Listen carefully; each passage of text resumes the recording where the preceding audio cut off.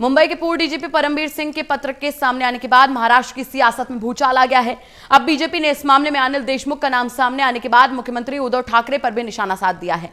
उनका साफ कहना है कि शरद पवार से लेकर वाजे को सदन के अंदर और बाहर डिफेंड करने वाले मुख्यमंत्री की भूमिका भी सवालों के घेरे में है। बीजेपी ने मुख्यमंत्री से इस्तीफे की मांग की है।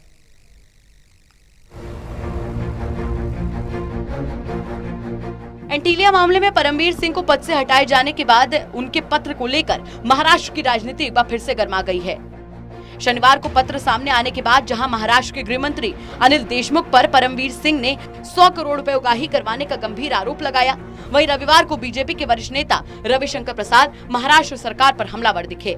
उन्होंने अनिल देशमुख का नाम सामने आने के बाद एनसीपी प्रमुख शरद पवार की भूमिका को लेकर भी सवाल खड़े किए।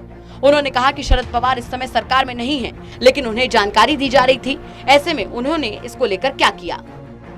इस तरह की लूट की घटना भारत में सुनने में नहीं आई है। असिस्टेंट पुलिस इंस्पेक्टर जो सस्पेंडेड था वर्षों तक, उसको कोरोना में बहाल करते, वो शिवसेना का मेंबर था और उसके माध्यम से लूट 100 करोड़ उगाही की बात होती है।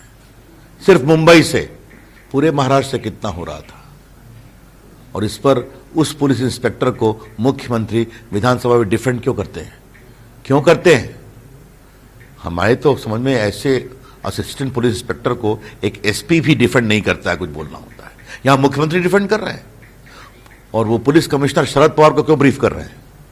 वो तो सरकार के पार्ट नहीं है, और अगर ब्रीफ किया तो उन्होंने कार्रवाई क्या की? महाराष्ट्र की राजनीति में एसीपी सचिन वाजे के कद को लेकर भी रविशंकर प्रसाद ने एक के बाद एक कई सवाल उठाए। उन्होंने कहा कि एक एसीपी रैंक का अफसर इतना सशक्त था कि महाराष्ट्र के मुख्यमंत्री उसकी सदन के अंदर और बाहर पैरवी करते थे। आखिर ऐसा क्या था उसमें? रविशंकर प्रसाद ने आरोप लगाया कि आखिर क्यों मुख्यमंत्री ऐसे आदमी की पैरवी कर रहे थे जिस पर इससे पहले भी गंभीर आरोप लग चुके हैं। उन्होंने कहा कि सत्ता का दुरुपयोग और साधनों की खुलेआम लूट है। उन्होंने इस मामले में महाराष्ट्र के मुख्यमंत्री उद्धव ठाकरे पर निशाना साधते हुए कहा कि इस मामले की पूरी निष्पक्ष जांच किए जाने की जरूरत है, जो कि बाहर की एजेंसी से करवाई जानी चाहिए। उन्होंने उद्धव ठाकरे से उनके इस्तीफे की भी मांग की है। और अगर 100 करोड़ मुंबई से, तो पूरे प्रदेश से क्या हो रहा है? ये सरकार कैसी चल रही थी? उनको, ठाकरे जी को कोई अब नैतिक आधार नहीं है शासन करने का। शरद पवार की भूमिका भी बहुत संदेहास्पद है, कई सवाल उठाते हैं, उसकी भी जांच होनी चाहिए, और ये मुंबई पुलिस इसकी जांच नहीं कर सकती। हम तो मांग करेंगे कि उद्धव ठाकरे में अंदर कोई नैतिक बल है तो अपने से ही इसको सीबीआई को ट्रांसफर करना चाहिए। अब देख, वहीं इस मुद्दे पर राज ठाकरे ने कहा कि कोई गृह मंत्री किसी पुलिस अधिकारी को 100 करोड़ वसूली करने का आदेश देता है, ये मैंने अपने जीवन में नहीं सुना। महाराष्ट्र में तो क्या, देश में कभी ऐसा नहीं हुआ होगा, मुझे ऐसा लगता है। गृह मंत्री अनिल देशमुख से सवाल करते हुए उन्होंने कहा कि अगर पुलिस आयुक्त अपने आप को बचाने के लिए आरोप लगा रहे हैं और वो सचिन वाजे के साथ अंबानी और हिरेन प्रकरण में शामिल हैं, तो आपने पुलिस आयुक्त के कारनामों की जांच क्यों नहीं की? उन्हें सेवा से हटाने की पहल क्यों नहीं की? उनकी बदली क्यों की? मैं कल से कह रहा हूं कि अनिल देशमुख जिम्मेदारियों से बच नहीं सकते, उन्हें तुरंत इस्तीफा दे देना चाहिए। अगर वो इस्तीफा नहीं देते तो उनसे इस्तीफा ले लेना चाहिए।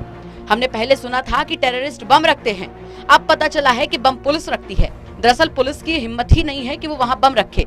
उसे किसने कहा ऐसा करने के लिए? इसकी जांच जरूरी है। अब देखना होगा कि जब बात एनसीपी प्रमुख शरद पवार और मुख्यमंत्री उद्धव ठाकरे तक गई है तो आगे इस मामले में क्या कदम उठाया जाता है।